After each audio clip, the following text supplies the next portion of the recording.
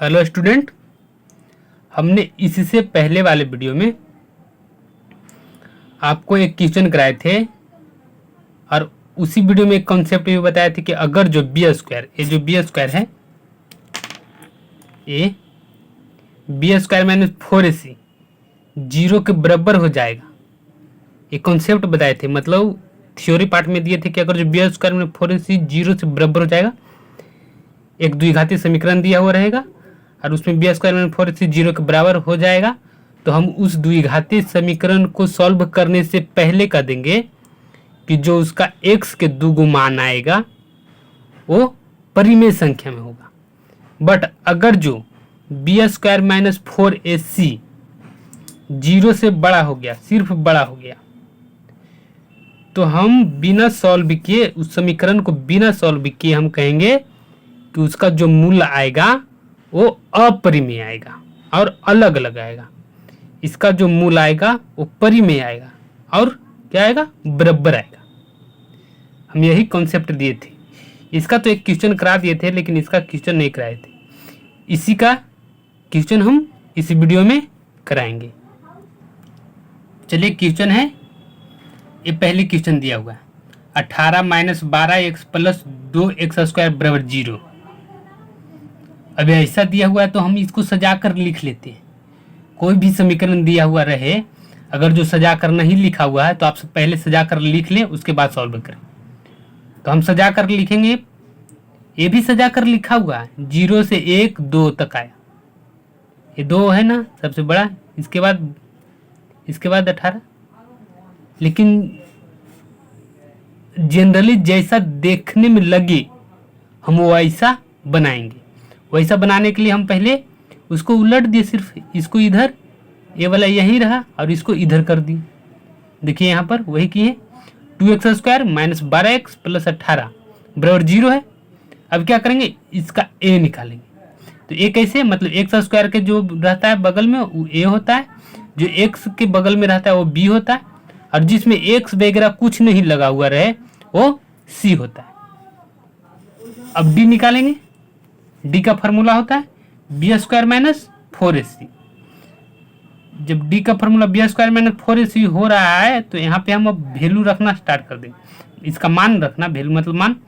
तो यहाँ b minus b का होल स्क्वायर हो गया, मतलब सॉरी माइनस बी नहीं, माइनस 12 के होल स्क्वायर माइनस 4 गुन्ने a गुन्ने c। अब इसको गुना किए तो 12 का अगर जो आप 2 बार गुना करेंगे तो 144 आएगा। इसका गुना करेंगे तो 4 दूनी 8 और 18 8, 4 दूनी 8, 18 8 8 8 8 64, 64 के 4, हाथ में 6, 8 गुना करेंगे तो 8 होगा, 8 6 14। सिंपल सा गुना करेंगे इससे, 18 गुने 8 करेंगे तो 88 64 4, बाकी हाथ में 6, 8 6 14 हो जाएगा। ये हो जाएगा। बच्चा को नहीं पढ़ा रहे हैं कि हम आपको अब टेबल पढ़ाएं। तो ये भी 44, ये भी 44, 44 में से 44 जाएगा, कितना 0 आ गया, डी बराबर 0 आ गया। जब डी 0 आता है तो इसका एक कॉन्सेप्ट निकलता है, मूल तो समान होंगे, समान होंगे मतलब मूल बराबर होंगे और क्या होगा, वास्तविक होगा। लेकिन दूसरा में वास्तविक में से कौन, वास्तविक में 2 चीज, एक परिमेय और एक अपरिमेय।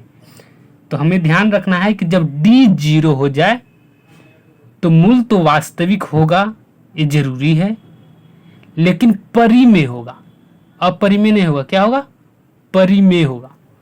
अब परिमेय कैसे होगा, अब उसको हम अगर जो इस क्वेश्चन को सॉल्व करके x के मान परिमेय ला दिए तो हमने जो कॉन्सेप्ट आपको बताया था वो सही हो जाएगा, नहीं तो फिर वो गलत हो जाएगा। तो चलिए अब इसका x के मान निकालते हैं।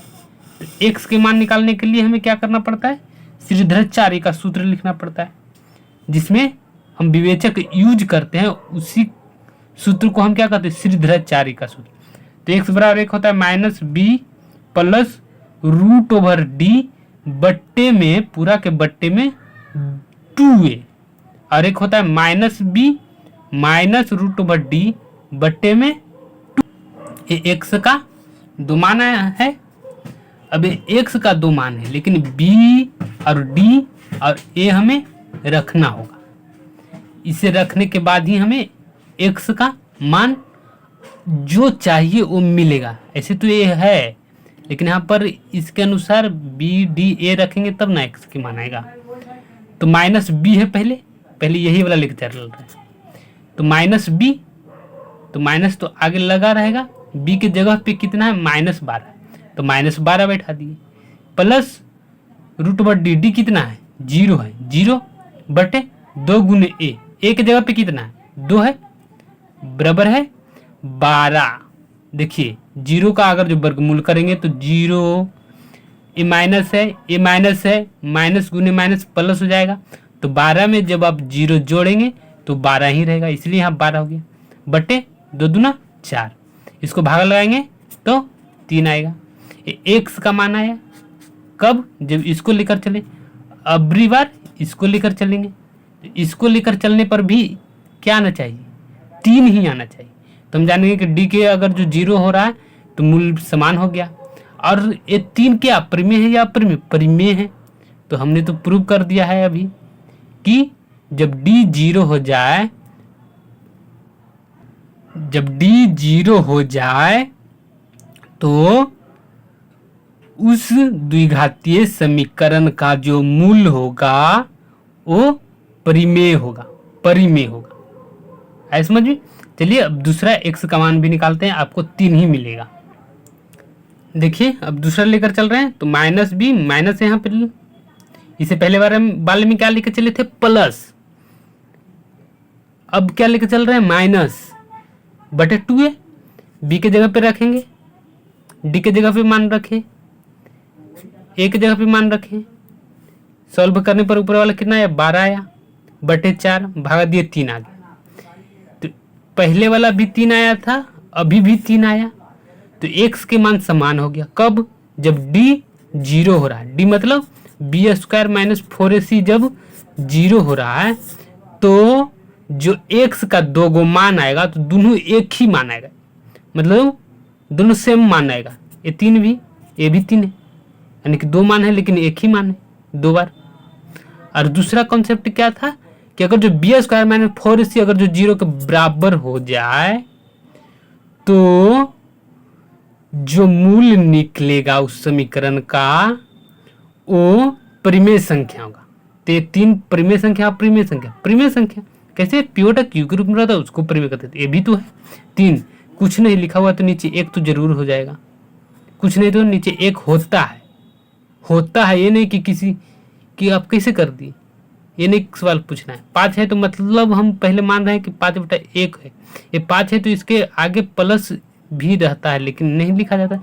उसी तरह से नीचे 1 भी रहता है लेकिन नहीं लिखा जाता है, इसलिए ये क्या है, परिमेय संख्या है। तो हमारा कॉन्सेप्ट जो दिए थे वो क्लियर हो गया कि b² माइनस 4ac अगर जो 0 हो जाएगा तो मूल समान होगा, वास्तविक होगा, वास्तविक में भी परिमेय संख्या होगा। अगर जो b² माइनस 4ac बड़ा हो जाए 0 से बड़ा हो जाएगा तो मूल क्या होगा, मूल असमान होगा। और क्या होगा, अगर जो b² माइनस 4ac पूर्ण वर्ग हो, पूर्ण वर्ग मतलब b² माइनस 4ac का पूरा वर्गमूल लग जाए तो भी मूल क्या होगा, समान होगा। और डी होने पर परिमेय संख्या होगा, परिमेय संख्या। अगर जो वो b² माइनस 4ac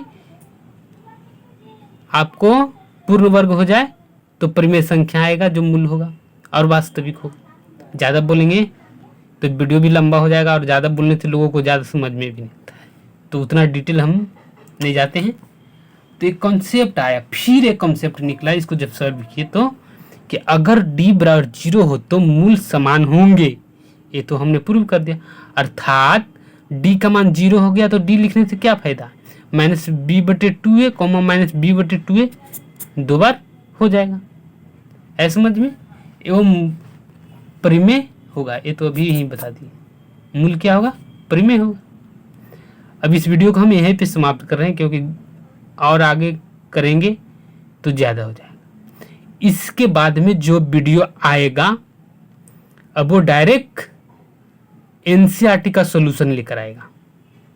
अब एनसीईआरटी का एक्सरसाइज स्टार्ट करेंगे और उसमें देखते हैं कितना वीडियो बनता है पूरा एक्सरसाइज कवर करा। ईच एंड एवरी क्वेश्चन कराएंगे, मतलब प्रत्येक क्वेश्चन कराएंगे, प्रत्येक के प्रत्येक क्वेश्चन, एक भी क्वेश्चन आपको नहीं छोड़ा जाएगा। सभी के सभी क्वेश्चन का आपको सॉल्यूशन देंगे और उसका आप नोट्स जरूर बनाएं। तो थैंक यू फॉर वाचिंग और इस वीडियो को आप शेयर जरूर करेंगे।